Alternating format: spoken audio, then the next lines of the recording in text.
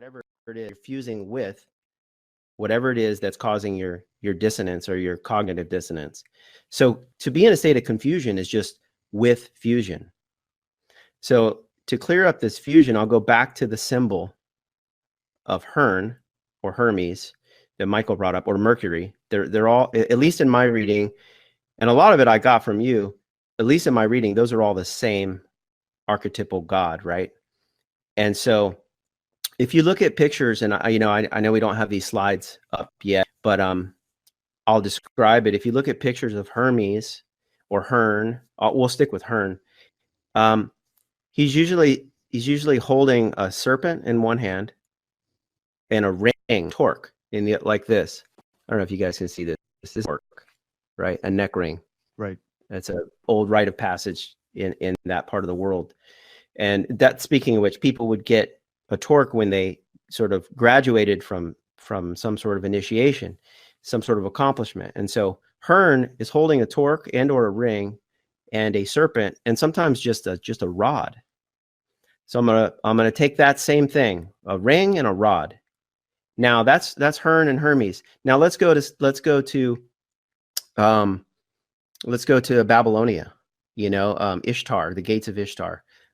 There's the female goddess there, and there's the male god there. And what are they holding? A ring and a rod, right? And then let's go. You can go all over the world. Go to Egypt. You have different staffs or scepters. It's a ring and a rod. You have Zoroaster and Zarathustra, and you have the I'm sort of forgetting the names of these things, but you have the winged disc where I believe it's Zoroaster is standing in it, and it's really the sun with wings. And what is he holding? He's the god of all gods, right? He's holding a ring and a rod. So what the hell? What are these symbols? What were our ancestors trying to tell us in these beautiful bas reliefs with all this stuff going on? But the most powerful beings, the archetypes that we call gods, they're holding a ring and a rod. And sometimes they're holding other things, but very common, it's a ring and a rod. Well, what is the rod? Well, that's the phallus. That's the male staff, right? And what's the ring? Well, that's the vagina. And they're telling you about Genesis, the gene of Isis, the way in which birth comes through the female generation after generation after generation. And the gods are basically telling you, again, that the human body is in fact the temple of God, and you need men and women to come together to make babies if you want to survive. If you want to experience God or spirit, the only way you're going to do it is in the temple, which is in the human body. The only way that you're going to keep doing that is to have babies or have a new generation to generate. So the gods are showing us that the ring and the rod is the male and the female coming together. And you can see this once you start to look at symbols and become symbol literate. You can start to see this everywhere. You can see it in the ancient pictures of Christ, who's inside the Vesica Piscis, right? Well, he's standing upright. He's like the ring, and the vesica around him is the vagina. He's literally coming out of a vagina. So this symbology is so ancient. Now, and also, just sorry to cut you off. I just had a mind explosion. I just looked at the power symbol on my laptop, and it's a ring and a rod. And it's a ring and a rod, exactly. That's exactly right. That's exactly right. So I'll go into math real quick because I want to talk about, at some point, I just want to at least get this open so people can dig into it themselves. Is, Paracelsus, all these people studied holistic thinking, right? And we look at things like phyllotaxis, the way plants grow, the way they generate, the way seeds generate and regenerate, the way that all seeds not all seeds, most seeds generate, they need to be in darkness, right? Half the plant is in darkness in order for it to come out into the light. There's that as above, so below, that yin and yang, that genesis, that regenesis, that balance. And we have a symbol for that. And we would call it a Greek symbol, but it's much older than that. And it's the phi symbol. And if people don't know what phi is, there's two different kinds of phi. But we'll just stick with not to get complicated. It's a ring and a rod, right? It's a circle, which stands for the female, the cosmos itself. And then there's a rod that splits it. and that's the male. And there's a reason why it's split, because this symbol encodes everything that the Hermetic Western tradition, alchemical tradition, Egyptian tradition, and even ancient Babylonian tradition, it encodes everything. It encodes life itself. It's a split, right? All of creation is this combination between formlessness and the thing that's created, which we would call form. And so we have this duality, right? We probably get into Hegel, the split with Hegel, the dialect. All of this is encoded in this symbol of phi, and phi is the most common ratio in nature.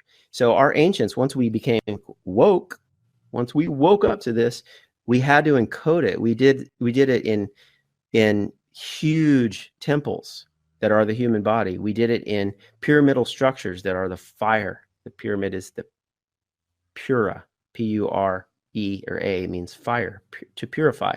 We put it into that symbol, and we put them all over the world, and every, like, all these cultures have these pyramids, and we don't even know what they mean. It's in there. And not only is it in the pyramid, all math is based on phi and pi, right? Because it's mapping our connection to the earth we live on and to the cosmos above, right? We figured out that the same geniuses that knew that the organs had biospiritual resonance and mapped the human body, well, they also mapped the human body in the pyramid with the math that they used. Math, meaning matter, mother, matrix. It's all a code, right? And I try my best to boil things down to some sort of symbol, right? Some sort of thing I can carry with me in my mind so that I can remember where balance is. And so far, what I've gotten from the Kabbalion, the Kabbalah, right? Ka-ba-la, 3 different aspects of the soul, is this one symbol. Now, there's probably symbols that go beyond it that I'm unaware of, but this symbol of phi, this splitting of consciousness, is a representation of creation itself, our body itself, and our biophilic, our biofeed, our biospirit, and connection to everything. So it's also, so this is a large leap for people that haven't studied etymology or language or symbols, but it's actually, believe it or not, the same thing makes plants grow, phyllotaxis, in that ratio, the phi ratio. It also affects the way human beings create scientific language. And I know that seems like a large jump for people, but when you start to look deeply into the Hermetic thinkers, the holistic thinkers, they began with creating a system known as the alphabet that was not arbitrary. It was created solely based on its knowledge of the phi ratio in nature. So our alphabet, the symbols that we use to make up words and have this conversation we're having right now, is literally a harmonic. And it was created by genius people. I'm not sure exactly who they were, but they encoded it in things like the Kabbalion. And that's why the Bible has codes, and that's why because the English alphabet is coded, and the Hebrew alphabet is coded, and the Greek alphabet is coded. I know it's kind of a big, long stretch, but what's important is to realize that the human body itself is a harmonic code of nature. And in order for us to make it through this time that we're in, we're going to need to come back to the yin yang. We're going to need to come back to the balance. We're going to need to come back to the generative gender of generating, right? Of making new life. And what you were speaking of is a perversion of our language, where they're saying, and same with you, Michael, where they're talking about doing away with gender by trying to make it fluid. Obviously it's postmodernism, right? It's all these pseudo philosophers. I think most of them are French, and they basically are Marxists, right? And they're doing away with what all of our ancestors knew for, I definitely say, thousands of years, possibly millions of years that got us this far, that got us here today into this new technocratic state. And so I'll finish this right now. The language that we use upholds our reality, right? Carlos Castaneda explained that. And right now we're stuck in a language given to us by the people that control media, and it's basically a technocratic language or a highly technical language. And the problem with technical language is that it at least in the modern world, is it negates biological language. And they've reoriented it to where technological language is supposed to be have priority over biological language, and that's wrong.